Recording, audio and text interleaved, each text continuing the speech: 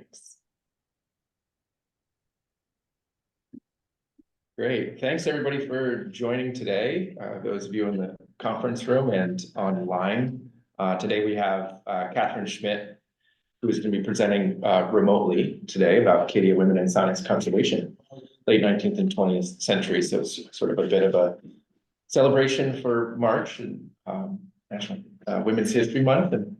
And this is great. Thanks, Catherine, for providing us some very localized significance and localized history, but also just, I think, very important aspects of Acadia National Park and just kind of our whole story. So thank you for presenting that. So Catherine Schmitt.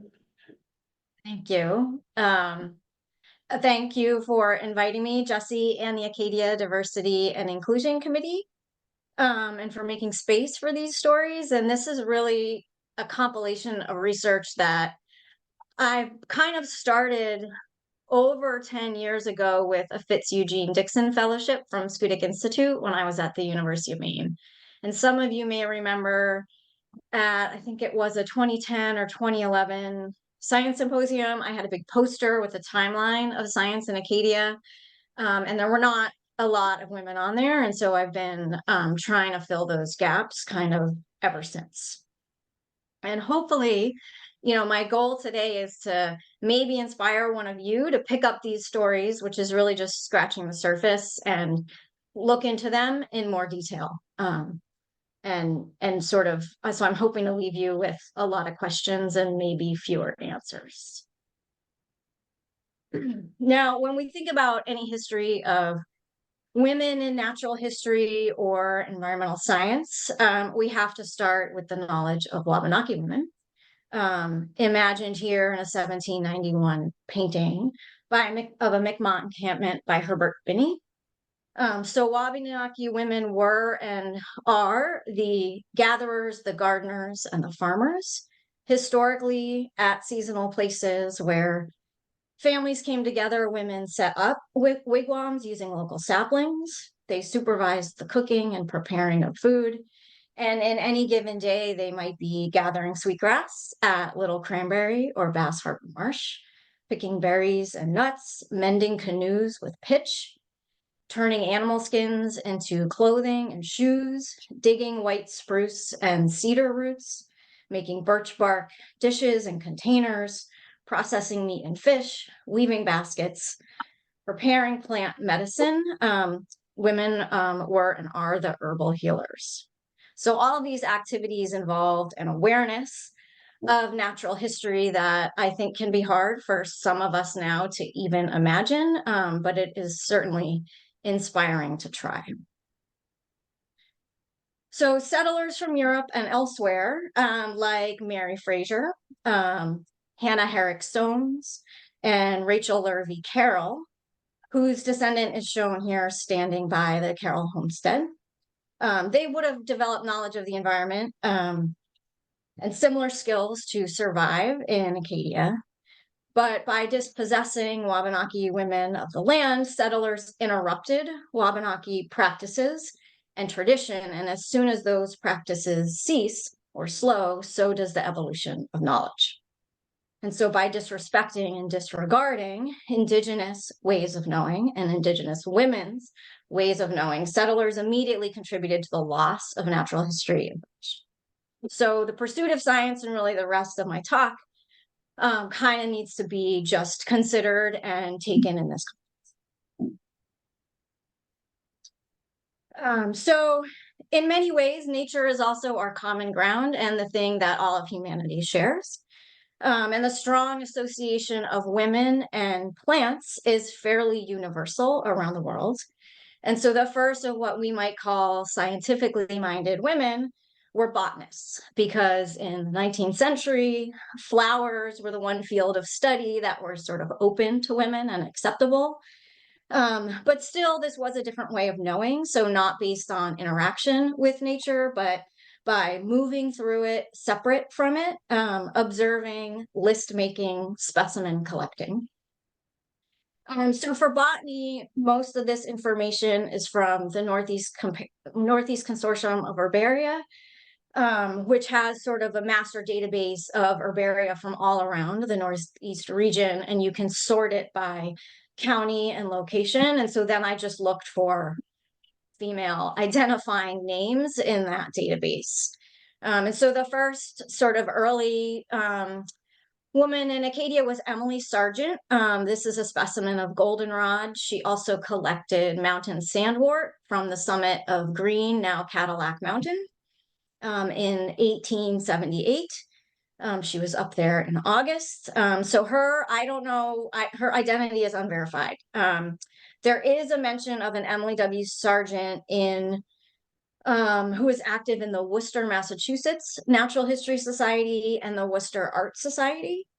So I'm thinking that's probably her. There is a Miss Emily W. Sargent of Eden or Bar Harbor, who married Charles Sargent of Winter Harbor, but that was later. That Emily Sargent was born later. And I've ruled out the sister of painter John Singer Sargent. So either this is the Worcester Emily, or it's the Bar Harbor Emily, and the date of the specimen is wrong, or it's somebody completely different from it. A little bit better known is Louise Coburn. So she was a botanist, a poet, and an author, and she also explored the area. Maybe she was with Emily Sargent. So she was there in 1879 and 1878. She was around 23 years old, which is about the age that she is in this photo.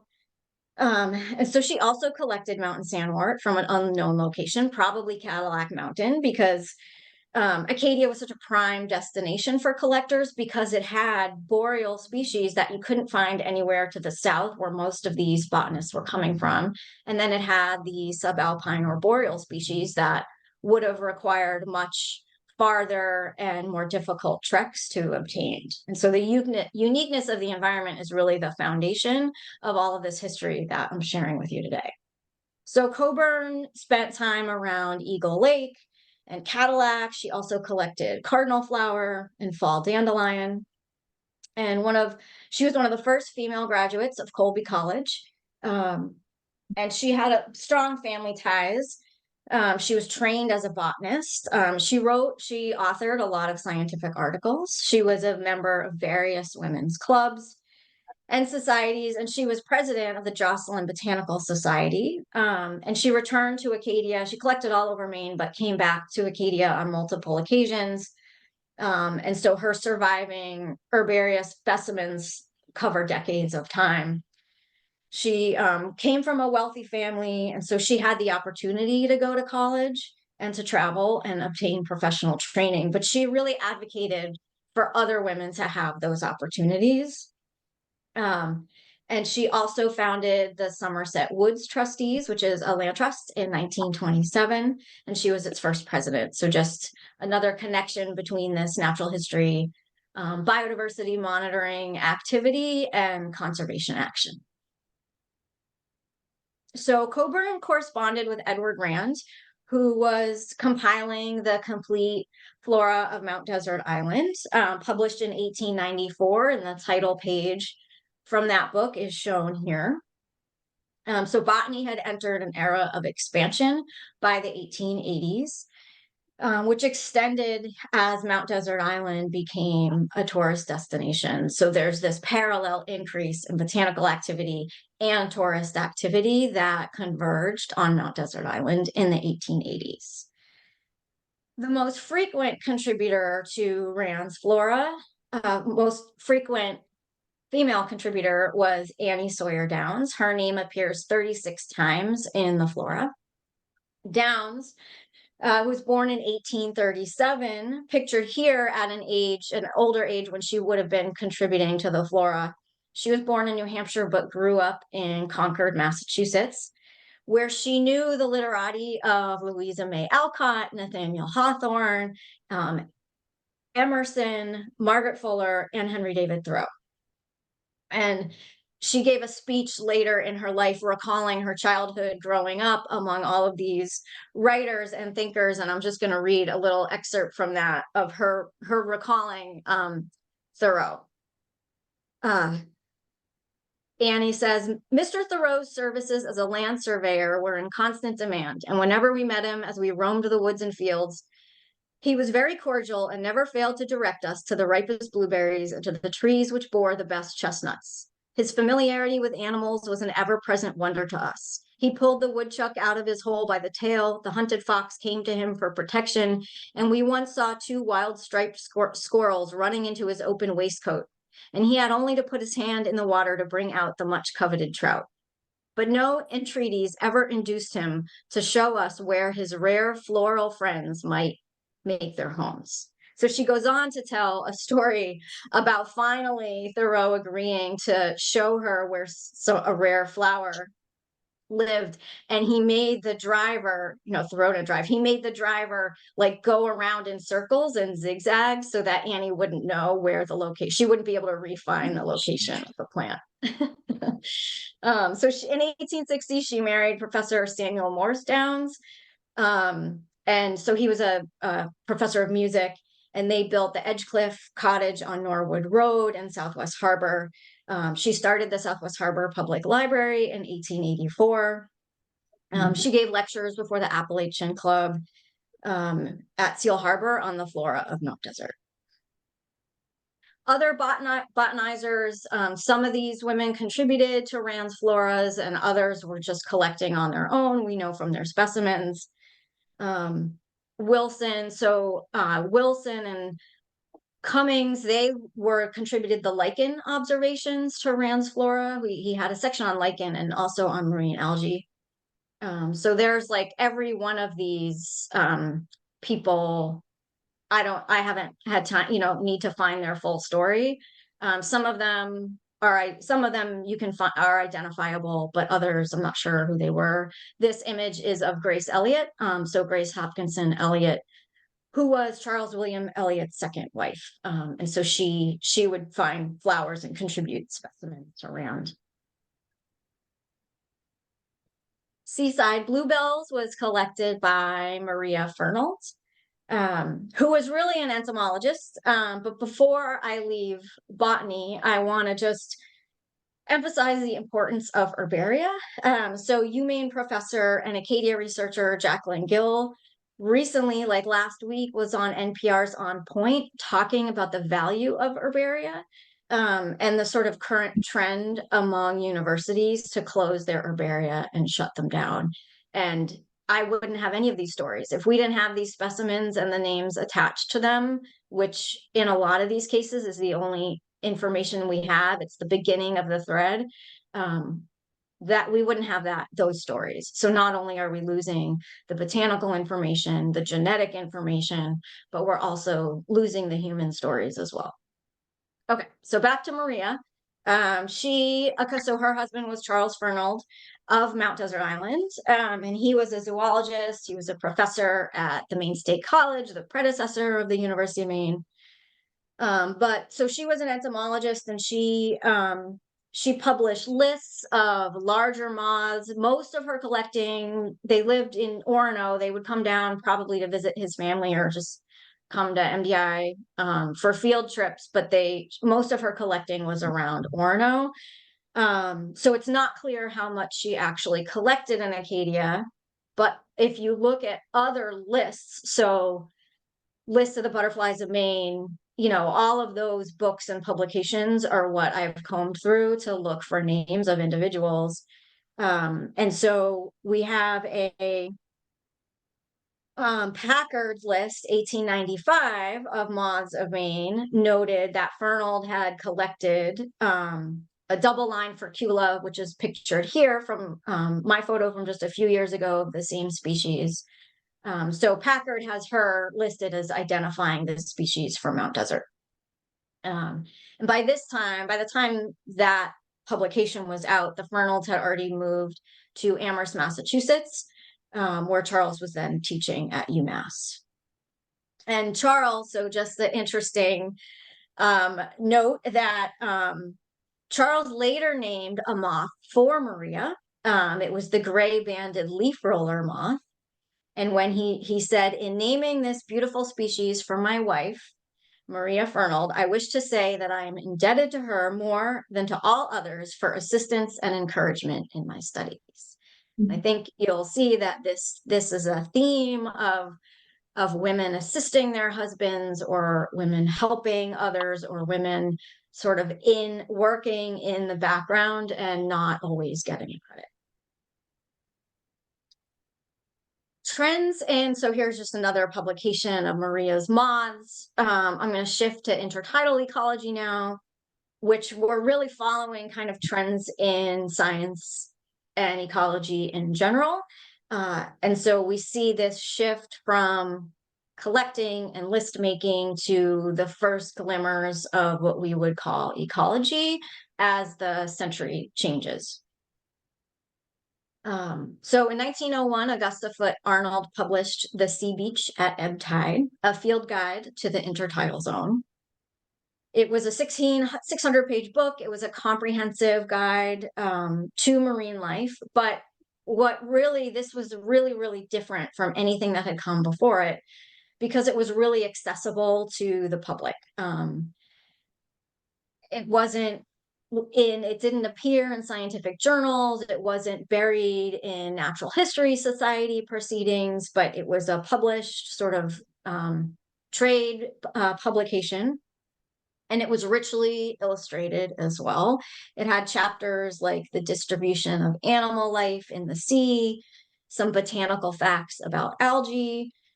There's also a chapter, the final chapter is called Collecting at Bar Harbor, which is her experience of exploring the tide pools of Mount Desert Island, which she calls an immense natural aquarium full of living wonders.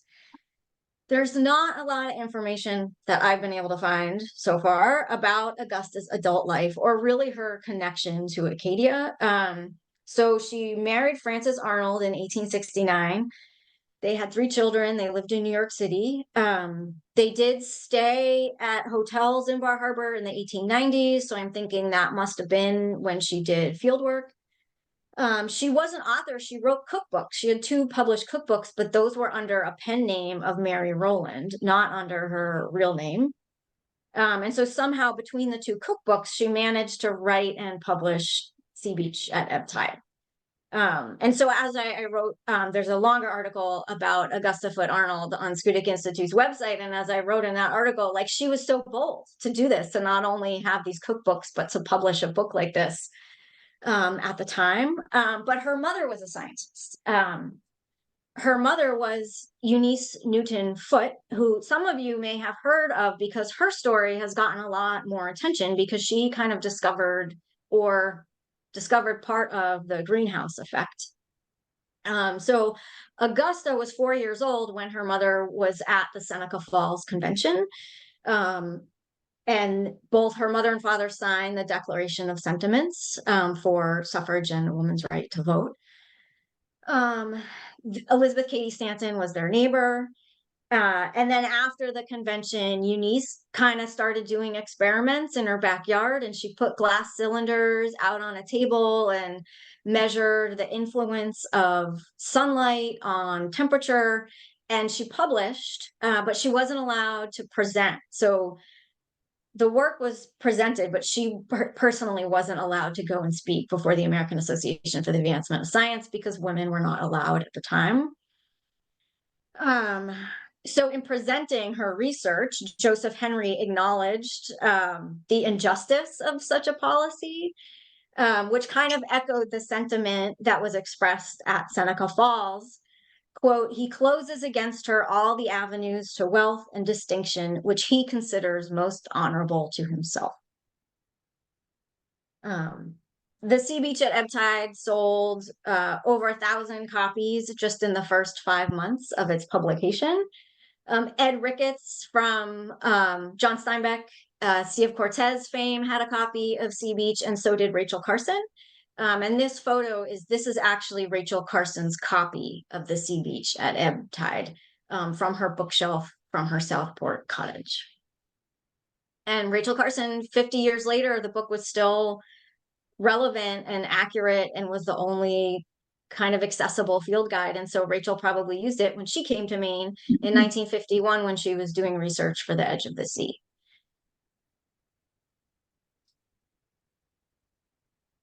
A lot of times women were buried in the footnotes. So Dwight Blaney collected shells, land shells, and shell-bearing invertebrates, also marine, from the bay in the early 1900s.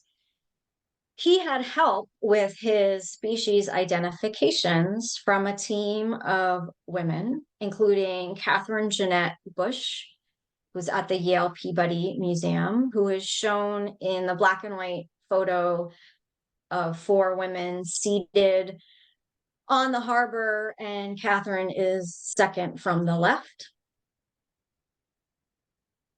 Other women helped Addison Emery Verrill and Alpheus Packard with their marine specimen identifications. And women also did a lot of the drawing and illustration. So that's Mary Rathbun and Harriet Richardson. Mary Rathbun is shown on the left in her office at the Smithsonian, where she worked for more than 50 years at the Smithsonian. The bottom photo is Harriet Richardson at her graduation from Vassar. Luckily, some of these women, there has been a big push to create profiles of women scientists in Wikipedia. So a lot of these women, their stories are getting out there and have been shared. Lots more to this story, but we have to move on. So understanding the shoreline and the effects of glaciation was a huge area of interest in Acadia. And this was the focus of the Stone Lady, Florence Bascom, who I did some research. I got a grant from the Women's Studies program at the University of Maine to do some research on Florence Bascom. Some of her papers are at Smith College. So I went down to Smith and looked through some of her papers and pulled together a little bit. And since then, her story has really gotten out there. Like just earlier today, I was trying to figure out where I got that photo from, which is actually from a book about her called The Stone Lady. But there's a ton of profiles of her and there's all kinds of images, and it's really awesome that her story is well known. So she published The Geology of Mount Desert Island in 1919. And what I always say about that document is everything kind of up until that point, there's a little bit wrong with it. So Nathaniel Shaler, William Morris Davis, people that were writing about geology, they kind of got the sea level stuff was a little wrong.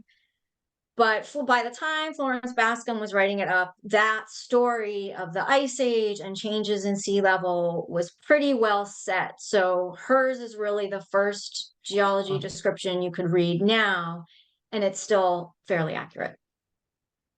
Now, the publication, so she published this little booklet by the Village Improvement Society, and initially published it or reprinted it. And that was published in 1919, but I still do not know when she did her field work in Maine. So it was illustrated with the photos from William Alden of the U.S. Geological Survey, and his photos are reportedly from 1907. And I looked through, so Florence Bascom was the first woman elected to the U.S. Geological Survey. And so if you read USGS annual reports, you'll see mention of her and what she was working on each year. And I could never, I don't know when she came, if she even came here. And even when William Alden was here, I'm not quite sure. So there's more research there. His papers are in Montana. And the rest of, she has notebooks that are at Bryn Mawr College, where she taught for many years, that I'm hoping there might be something in her field notes there. So a list of her kind of accolades. First woman to receive a PhD from Johns Hopkins University. Second female to get a doctorate in geology.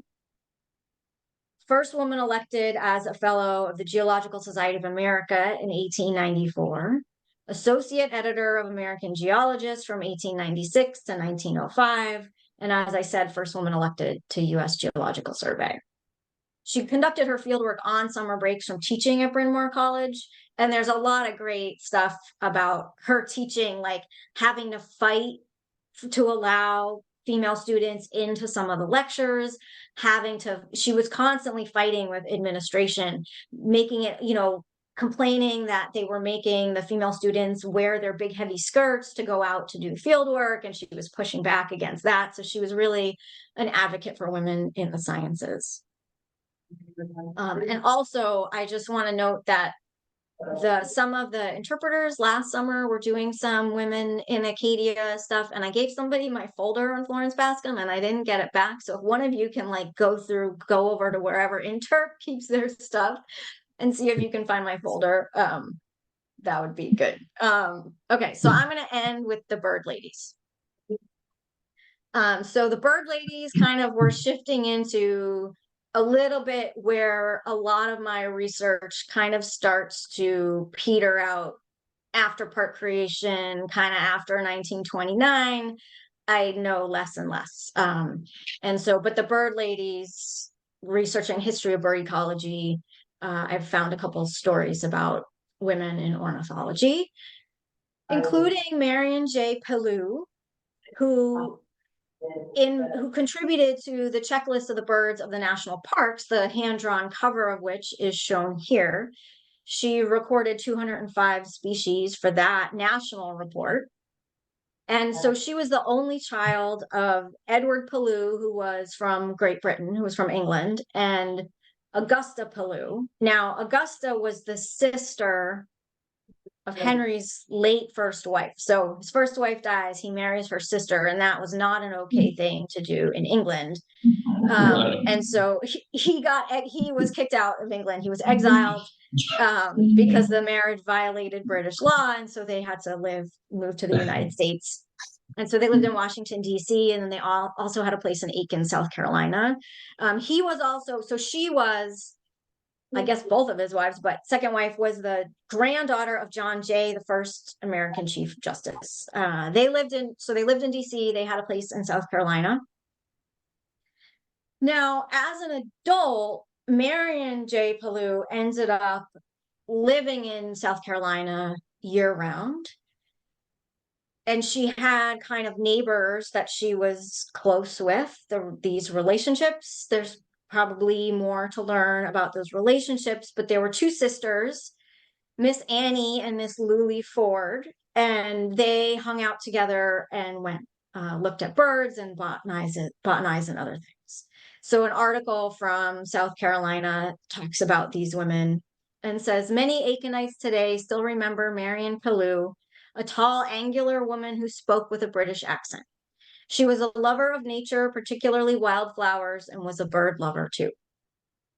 In her T-model Ford Roadster, she roamed the back roads of Aiken County, often accompanied by Miss Annie Ford. Here again, the context of her work in Acadia is not clear.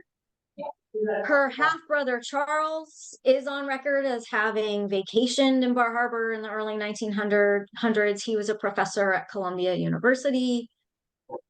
She must have come with him, or they obviously had some kind of connection, because when the Park Service published this report, Birds of All the National Parks, in 1937, the section on Acadia credited Marion Pellew with providing the list. And her list cited these people shown on the left, of Tyson, Norton, Boyden, Hanscom, and Palladius. Now, there's a Miss C.F. Boyden, so there's another possible connection there. But sort of all of these, trying to piece together these stories, you have to go to the biographies first and like kind of try to work your way back to Acadia. And so sometimes you end up kind of really far away from where you think you're going to be, but the biographical, ancestry.com, marriage records, those kinds of things, to try to figure out, find the people in space and time and try to place them. When were they in Acadia? Who are they with? And why were they here? To try to understand what they were doing scientifically. Another bird lady is Eleanor Morgan. And she published this booklet, Bird Notes from Mount Desert, in 1928, and it was dedicated to all bird lovers of Northeast Harbor. It featured photographs by Margaret Bodine, and Helen C. Gilbert was also thanked in the booklet. Here's a photo, presumably of Eleanor Morgan by Margaret Bodine, that appears in the booklet. We have, by the way, with the help of Emma and Emily, we have digitized and transcribed all of these bird lists and bird reports. Full text transcriptions are now available for them. Morgan was the granddaughter of a Confederate Navy admiral, and her husband was a professor of classical philology at Harvard University. Next is Effie Anthony. She banded thousands of birds at Great Head between 1929 and 1933. She also, like Eleanor Morgan, put out feeders and bait and did observations that way. Now, Effie was a local. She was the daughter of Nettie Cousins and Bertie Lunt. She grew up on farms in Soamesville and Ellsworth, and then lived on Bartlett's Island. She worked as a teacher. So she worked as a teacher on Bartlett's Island, and also as a maid for people in both DC. Then she was a lab assistant for Elizabeth Russell at the Jackson Laboratory in Bar Harbor. And her husband, Frank Anthony, was a caretaker at the Satterley estate at Great Head. So that's the place connection and how she was able to do this work, what kind of agreement she had with the Satterleys. We could probably find out.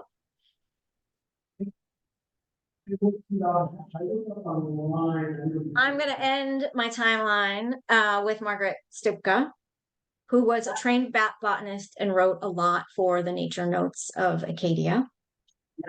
She worked without pay and without title alongside her husband and first park naturalist, Arthur Stipka, beginning in 1932. I'm sure all of us have seen and read and appreciated her work. This is a photo of her here in Great Smoky National Park. A lot of these, you'll notice I don't have photos for a lot of these women.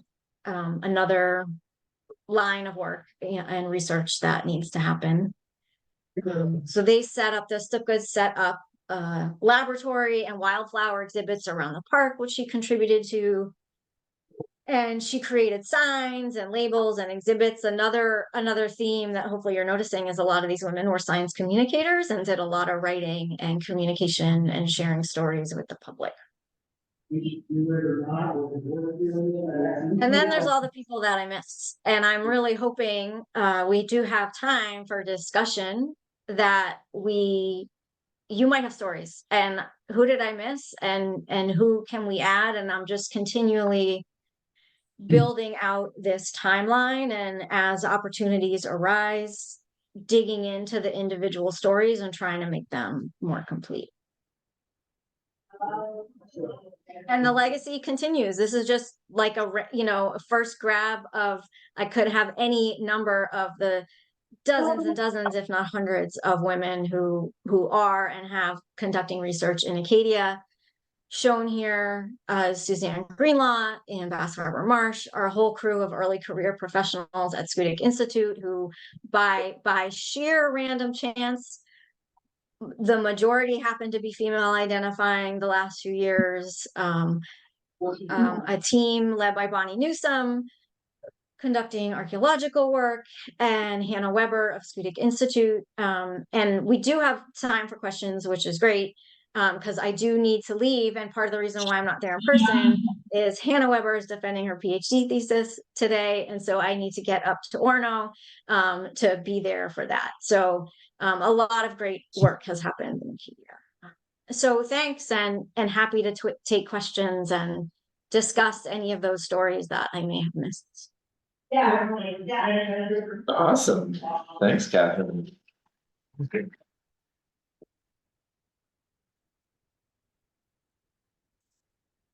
I see there is a question in the chat about listing of birds that are extinct. Yes, so we do have records of passenger pigeon in some of in the Champlain Society records from the early 1880s. I think that one was collected on Browns Mountain, so Norumbega. So we do have records of extinct species. Any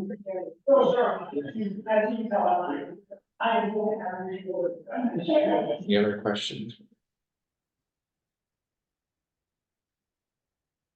Kevin, this was so good. Thank you so much I always enjoy you're so good at researching and telling the stories and not making up anything and being really, I'm so grateful for your work.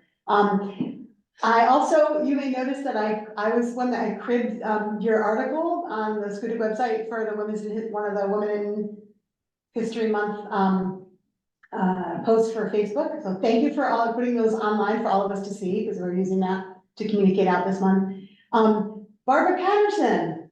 Yes. Yeah, so I I'd love to get her on here. I know that you could be like, probably give a 5-hour talk about this, because but like, let's get her on your, on your radar too, to add. So I have Barbara. So I could have continued both the intertidal and the bird lady. So those are the two threads that I've been following. So, Okay, cool. so Barbara Patterson, beginning in the 1950s, also collected birds and banded birds in Soamesville, set up mist nets. And she had, all of her long records. And so I wrote about her in Historic Acadia National Park. There's a whole chapter about Barbara Patterson. Yeah. Awesome. Thank you. I feel like her story, right? I was also trying to think of like the stories. I mean, Florence Bascom is an example, like that's out there, but people might not know as much because it's geology. But Barbara's story, luckily, it is getting out. And so the more we talk about these stories, hopefully more of them will come to light, or people will share what they know about family members or neighbors. Have I missed any? Like, does anyone here know of people that I didn't include? I mean, I'm just thinking of, like, in general, like Geneva and I, mostly Geneva, have been working on the herbarium for the past 5 years. Geneva for the past 2 years. And like, a lot of times when we're trying to like recatalog something, we're noticing that who's that group of women that were like collecting around Mount Desert Street? Irma Schneeberger and, was it Frances Wynn? Yeah, like, so we found, like you did, we found these two names and we're like, what kind of a name is Schnerber? Like, we can Google that name because it's so unique, So we've been finding like the back end you're talking about when we're just doing cataloging work, and especially related to the herbarium, because that's when you have more complete information. Sometimes if somebody gives a clock, they don't ask who made the clock, but like the herbarium labels have who collected it. So there's a part of the history that may not be seen in other places that is seen on herbarium labels, because you have to put who collected it. And so we've seen a lot of women collecting collections, just going through these 7,000 species over the years. And some names have stuck out, and we think, oh, well, maybe we'll see if we can find that. Why were they here? Like collecting around the Abbey Museum in like 19 whatever, and what were they doing? And we kind of start like making up stories about like you're saying, like, where were they in time and place? What were they doing and why were they doing this? So not really something you've missed, but it's just like a piece that we've noticed when looking through the data and looking through these labels of herbarium specimens. For your next book, you can find the Schneeberger. I mean, when was that? If that was later in the 20th century, 1930s, I think. Yeah. So like that's when I start to stop. Yeah, so that might be a good. Who knows why they were here, and they weren't listed as misses. They were, right. They had their own names without being attached to. And we do have Margaret Stupka's specimens in the herbarium. Yeah.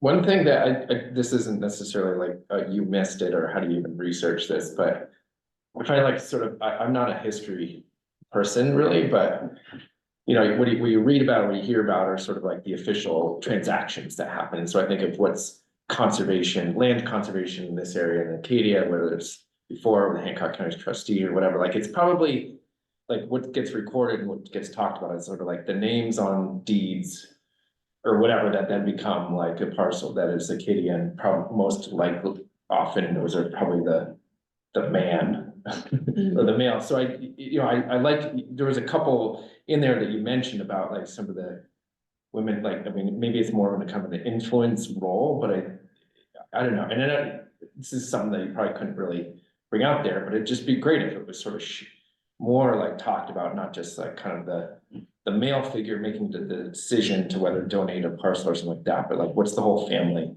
story, including like women and children, just the whole bit there, knowing Yeah. there's a lot that happens behind the scenes, right? That never gets recorded. So that is kind of the cool thing. I didn't realize with Herbaria and some of these that have specimens that have a name attached to it that's doing, significant work. And so if it's the name that's attached to that deed, it's probably the Mr. somebody.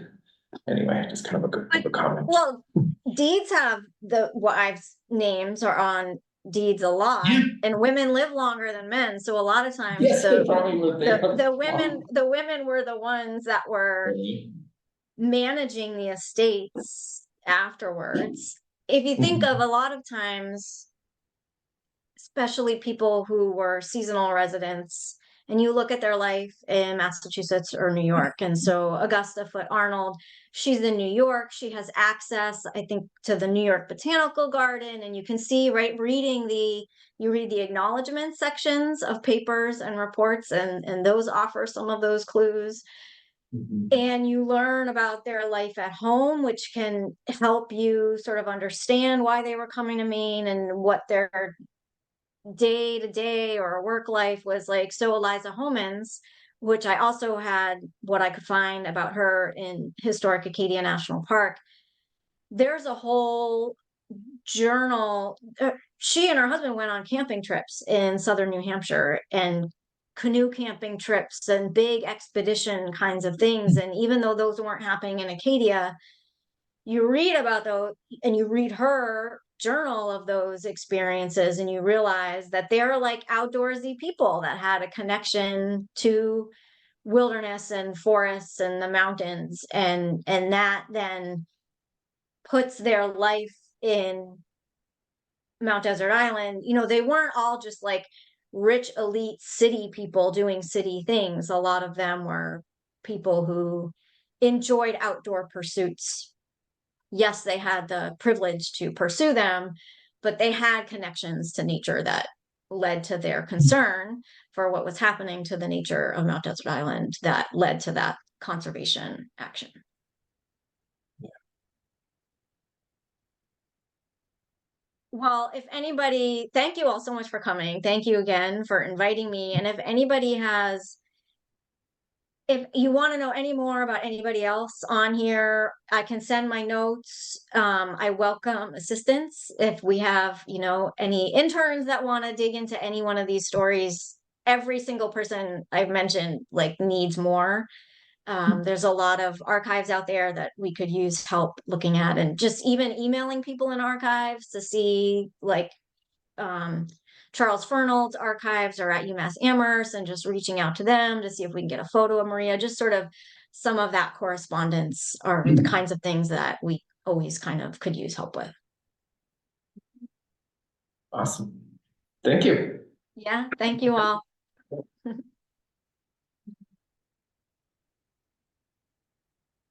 Right. Have fun at Hannah's defense.